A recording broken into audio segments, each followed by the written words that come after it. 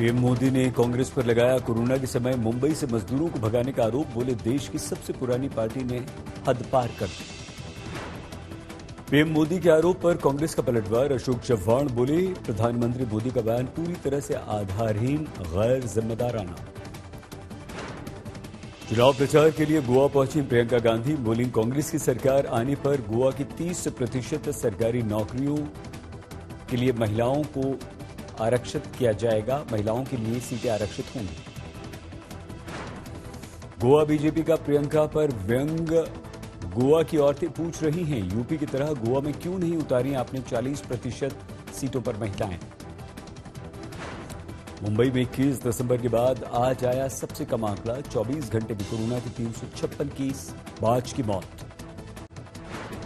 महाराष्ट्र में कोरोना के मामलों का घटना जारी। 24 घंटे में 6,436 केस, 24 की मौत। महाराष्ट्र में आज किसी भी शहर में नहीं आए 1,000 से ज्यादा कोरोना के मामले। अब 6 लाख से भी नीचे हैं पूरे एक्टिव केस। कुल केस हैं 1,06,000। गुजरात के स्कूल्स में लौट आई रौनक। खुल गए हैं स्कूल। गुजरात में पहली से 9वीं कक्षा के लिए छात्रों के लिए खोल दिए गए स्कूल। कोरोना को लेकर एहतियात भी जरूरी। लता मंगेशकर के परिवार के लोग आए थे शिवाजी पार्क। अस्थियां चुनने की रस्म पूरी हुई। प्रधानमंत्री ने लता मंगेशकर को दी संसद में श्रद्धांजलि। आज 1 घंटे तक राज्यसभा की कार्यवाही सम्मान में स्थगित की गई। राज्यसभा में सभापति वेंकैया नायडू ने पढ़ा शोक संदेश। स्वर कोकिला को दी श्रद्धांजलि। बीजेपी विधायक राम कदम की मांग। शिवाजी पार्क में बने लता मंगेशकर का मेमोरियल। बीजेपी नेता किरीट सोमैया का आरोप पुलिस की मिलीभगत के साथ हमले की साजिश। 2 दिन पहले पुणे में किरीट सोमैया के साथ हुई थी धक्का मुक्की। शिव सैनिकों पर सोमैया ने लगाया आरोप। पुणे महानगर पालिका के ऑफिस से निकल रहे थे किरीट सोमैया। शिवसेना के कार्यकर्ता विरोध प्रदर्शन कर रहे थे। कल्याण स्टेशन पर चलती ट्रेन पर चढ़ने की कोशिश में ट्रेन प्लेटफॉर्म के बीच आ गए यात्री को आरपीएफ जवान ने बचाया। जवान की फुर्ती से यात्री की बची जान। महाराष्ट्र के चंद्रपुर में बाघ की दहशत। साइकिल से जा रहे मजदूर पर कर दिया हमला। 1023 अंक की गिरावट के साथ 57,621 पर सेंसेक्स बंद। 302 अंक लुढ़क कर 17,213 पर निफ्टी बंद। डिजिटल करेंसी पर बजट में ऐलान के बाद आरबीआई ने शुरू किया काम। डिजिटल रुपए के अगले साल तक लॉन्च की उम्मीद। बजट में टैक्स प्रस्ताव के बाद क्रिप्टो के ग्राहकों में 30% की बढ़ोतरी। डिजिटल करेंसी पर सरकार का रुख साफ होने के बाद आरबीआई पर अब नजर। मंगलवार को शुरू होगी आरबीआई की एमपीसी की बैठक। 10 तारीख को प्रमुख उधारी दरों पर ऐलान। जनवरी में कारों की बिक्री में 10% की गिरावट। सेमीकंडक्टर संकट से कम बिकी कारें। प्रधानमंत्री नरेंद्र मोदी ने संसद में कांग्रेस को जबरदस्त घेरा। आरोप लगाया कि कांग्रेस ने कोरोना महामारी का इस्तेमाल अपने राजनीतिक फायदे के लिए किया। पीएम मोदी ने कहा कि लॉकडाउन में कांग्रेस ने मुंबई में मजदूरों को टिकट देकर घर जाने के लिए प्रेरित किया ताकि वो अपने घर यूपी बिहार जाकर कोरोना फैला सकें। प्रधानमंत्री नरेंद्र मोदी ने कांग्रेस को जबरदस्त घेरा। हम आपको यह भी बताएं कि कांग्रेस और महाराष्ट्र में कांग्रेस के साथ शासन कर रही शिवसेना ने प्रधानमंत्री नरेंद्र मोदी को करारा जवाब दिया। कांग्रेस के लोगों ने क्या किया? मुंबई के रेलवे स्टेशन पर खड़े रह करके मुंबई छोड़कर जाने के लिए प्रोत्साहित करने के लिए मुंबई में श्रमिकों को टिकट दिया गया, मुफ्त में टिकट दिया गया, लोगों को प्रेरित किया गया कि जाओ महाराष्ट्र में हमारे पर जो बोझ है वो जरा कम हो और जाओ, तुम उत्तर प्रदेश के हो, तुम बिहार के हो, जाओ वहां कोरोना फैलाओ। आपने ये बहुत बड़ा पाप किया। कांग्रेस पर आरोप किया गया है कोरोना फैलाने का, तो मैं समझता हूँ ये बिल्कुल बेबुनियाद है, गलत है।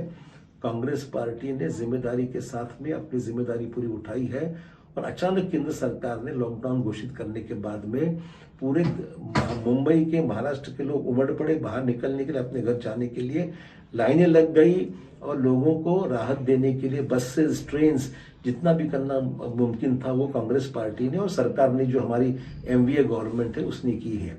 तो मैं समझता हूँ, अगर मैं कहूंगा कि महाराष्ट्र सरकार जिम्मेदार है देश में कोरोना फैलाने के लिए, तो देश में कोरोना जो आ गया है बाहर से, उसके लिए जिम्मेदार कौन है? अगर मैं कहूंगा तो मैं किसी पर आरोप लगाना नहीं चाहता हूँ। सरकार का चाहे कोई पार्टी की हो, कोरोना जैसे महामारी को जो देखने का रवैया है वो एक मानवता के दृष्टिकोण से इसको हैंडल करना निश्चित जिम्मेदारी समझते हैं हम सबकी।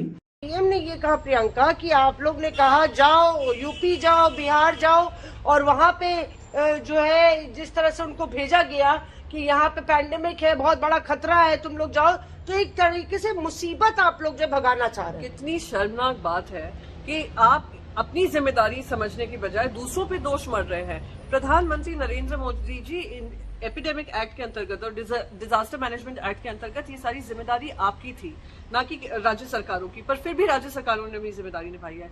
तो इनको कहीं तो सोच समझकर थोड़ी सेंसिटिविटी के साथ बात करनी चाहिए। और जो श्रमिक ट्रेन भी चली थी, आपको ध्यान होगा मौसमी कि कोई अपने डेस्टिनेशन पे नहीं पहुंच पाती थी, 3-3 दिन लगता था, उसमें खाना पीने की व्यवस्था नहीं होती थी। अगर हमने उनके हक के लिए लड़ाई लड़ ली और उनको अगर घर जाने का मन था, घर भेज दिया, तो कहीं ना कहीं आपका समर्थन होना चाहिए था। आप उसको क्रिटिसाइज कर रहे हैं। लता मंगेशकर के अंतिम संस्कार में शाहरुख खान का एक वीडियो काफी वायरल हुआ। इस वीडियो में दोनों हाथ फैलाए दुआ मांग रहे शाहरुख खान दुआ के बाद अपना मास्क हटाकर फूंकते हैं। ट्रोलर्स ने कहा कि शाहरुख खान ने थूका। शाहरुख खान को ट्रोल करने वालों को जवाब दिया एक्टर और शिवसेना की नेता उर्मिला मातोंडकर ने। उन्होंने कहा कि राजनीति अब बहुत ही निचले स्तर पर पहुंच चुकी है और ऐसे लोगों को समय कभी माफ नहीं करेगा। ये गिरी हुई मानसिकता है। भारत रत्न लता मंगेशकर की कल अंतिम यात्रा थी, जिसमें दर्शन लेने बॉलीवुड सुपरस्टार शाहरुख खान भी मौजूद थे। और उस वक्त एक फोटो वायरल हुआ जिसमें यह कहा गया एक भाजपा कार्यकर्ता की तरफ से कि क्या इसने थूका। इस पूरी विषय पर बात करने के लिए उर्मिला मातोंडकर हमारे साथ हैं। दुआ मांग रहे थे, फूका गया, लेकिन थूकने का एक अर्थ निकाला गया। इस बारे में आपका क्या विश्लेषण है? भारत एक ऐसा देश है जिसकी संस्कृति इतनी बड़ी है और इतनी महान है, और इन संस्कृतियों में जैसे गंगा जमुना की तरह कितनी ही नदियों का संगम है, वैसे ही कितनी ही संस्कृतियों का संगम है। तो अपनी एक सभ्यता है जिसके लिए भारत को देश विदेश में सारे जग भर जाना जाता है, माना जाता है। इस संस्कृति और इस सभ्यता के खिलाफ इतनी घटिया सोच, मतलब कोई सोच ही नहीं सकता कि एक इतनी बड़ी व्यक्तित्व हमसे जुदा होती है, मतलब हमारे में से निकल जाती है, जिसके लिए देश के पंतप्रधान भी खुद दिल्ली से आते हैं शोक मनाने के लिए।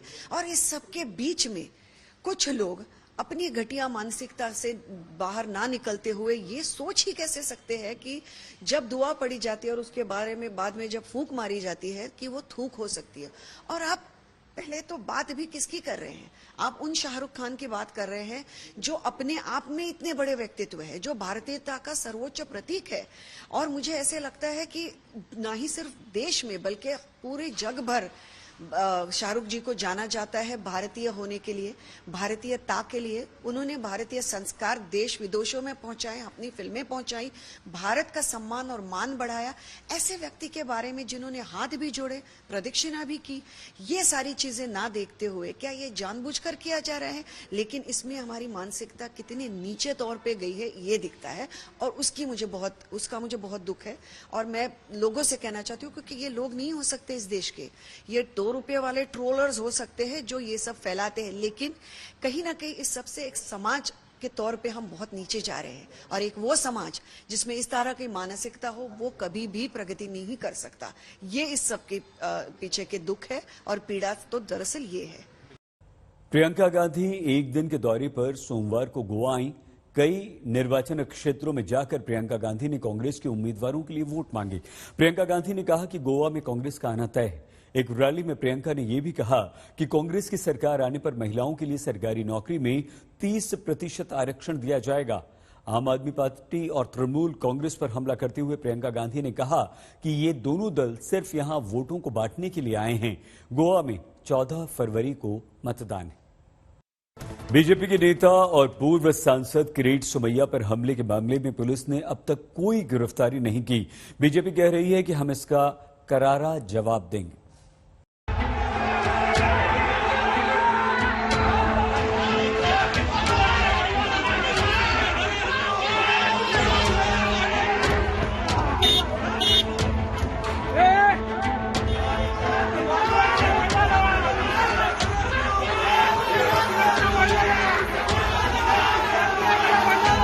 बीजेपी नेता किरीट सोमैया का आरोप है कि शनिवार को पुणे में उन पर शिवसेना कार्यकर्ताओं ने हमला किया और इसमें पुलिस की मिलीभगत थी।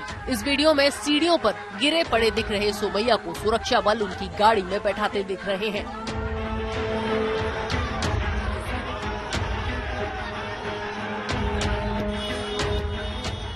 सोमैया शनिवार को कोविड-19 अस्पतालों के संचालन के कॉन्ट्रैक्ट में गड़बड़ी के आरोपों को लेकर पुणे महापालिका भवन पहुंचे थे। इस दौरान शिवसेना कार्यकर्ताओं ने उनका विरोध किया। कार्यकर्ताओं ने उन्हें काले झंडे भी दिखाए। उनकी गाड़ी का घेराव हुआ।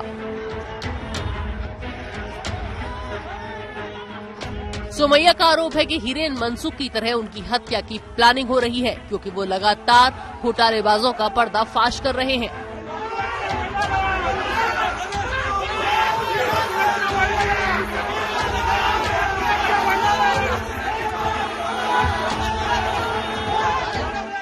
मनसुख हिरेन के बाद में अब किरीट सोमैया की हत्या करने का उद्धव ठाकरे सरकार का प्लान है।